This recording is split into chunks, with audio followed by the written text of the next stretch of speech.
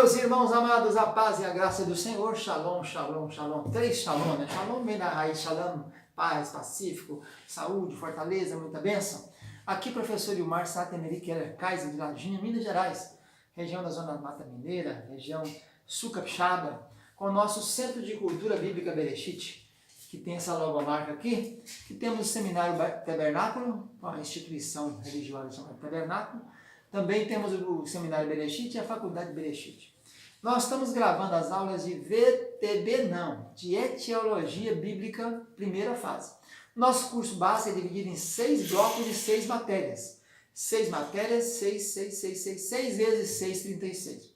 Nós estamos gravando a aula do bloco 5. Essa matéria do bloco 5 chama Etiologia Bíblica 1. Nas aulas anteriores, já fizemos aí umas 9 aulas, nós já falamos de vestuário, já falamos da habitação. Agora chegou a hora de falar sobre atividades domésticas.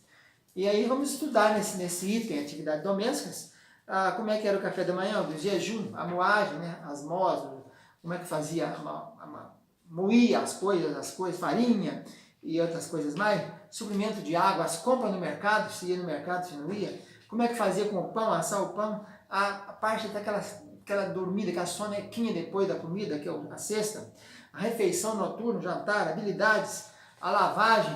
Então esse era o nosso assunto dessas aulas agora, que nós iniciamos nesse momento. Vamos começar então falando sobre o café da manhã, né? Café da manhã não era uma coisa que não existia muito naquele tempo. Desjejum, a palavra não ocorre no texto bíblico. E então a gente encontra alguma referência sobre refeições, por exemplo, almoço, se encontra jantar, mais no Novo Testamento, e ceia, também mais no Novo Testamento. Mas então sobre mais ou menos no horário de almoço, meio-dia. A gente encontra então a referência disso lá quando os irmãos de José foram encontrar com José no Egito. Ele preparou para ele, né, aquela refeição, aquele almoço, aquela coisa muito chique, ao meio-dia. Está lá em Gênesis 43, 31. E aí conta a história lá. Comer pão. A alimentação naquele tempo não havia essa alimentação que nós temos aqui, né? Arroz, feijão, leguminosas, batata, essas coisas. Não havia naquele tempo. Tudo era a base de pão, né? Pão e carne, vinho era o que era usual. E até Jesus cita aquele caso do amigo, né, importuno, a parábola de Lucas 11:5, que chegou à meia-noite pedindo 3 pães emprestados, que tinha chegado um amigo dele e tal. E o dono da casa já estava, era casa pobre, que tinha um cômodo só, estava deitado com os meninos, falou que não ia abrir, mas a insistência acabou abrindo, né? Sobre jantares, a gente encontra a parábola das bodas, né? Mateus 22, 4, Lucas 11 fala sobre isso, Lucas 14 e João 21. Jantou com os fariseus. Volta e meia você achava Jesus jantando com os fariseus, e jantando no Mar da Galileia ali após a ressurreição. Você encontra ele lá no Mar da Galileia, Jesus depois de ressuscitar, marcou que iria para Galileia e eles estavam pescando, e ele na praia já estava movimentando ali, tinha um peixinho assado, tinha uma coisa ali para eles alimentarem. E em Lucas 14, Jesus diz, quando fizer um jantar, não convida os ricos não, convida os pobres, os pobres, os aleijados, os coxos, os cegos, né? A ceia, então, era depois do jantar. Então tinha um almoço, né? Tinha alguma coisa que se tomava de manhã, às vezes não tem citação na Bíblia sobre isso. Tem o almoço, que é a refeição que a gente encontra aí no meio-dia, o jantar, geralmente parte da tarde, não sabe a hora, e a ceia, que geralmente é uma coisa mais quase na hora de dormir, né? Ou então também chamado de ceia, um banquete festivo, uma festa muito grande. Então Jesus andou participando de algumas dessas ceias, né? Herodes, a mais famosa que a gente tem no Novo Testamento é a ceia de Herodes Antipas, filho de Herodes o Grande, que morreu no ano 4 a.C.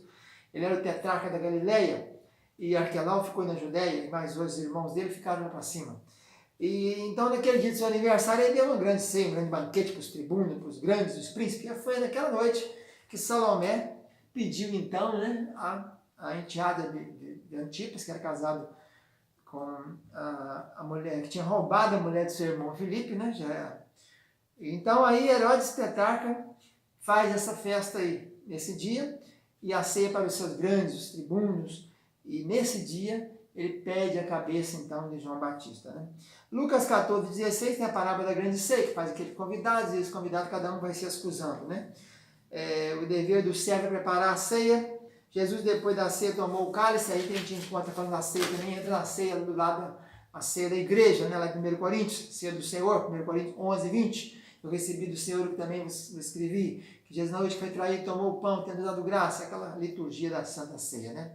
Mas a gente encontra ainda Jesus, antes de morrer, a ceia em Betânia, ali na cidade de Betânia, ficava pertinho do Monte das Oliveiras, perto de Betfagé, né? Casa das Tâmaras, Casa dos Figos, e depois o Monte das Oliveiras, o horto, né? O jardim onde ficava ali.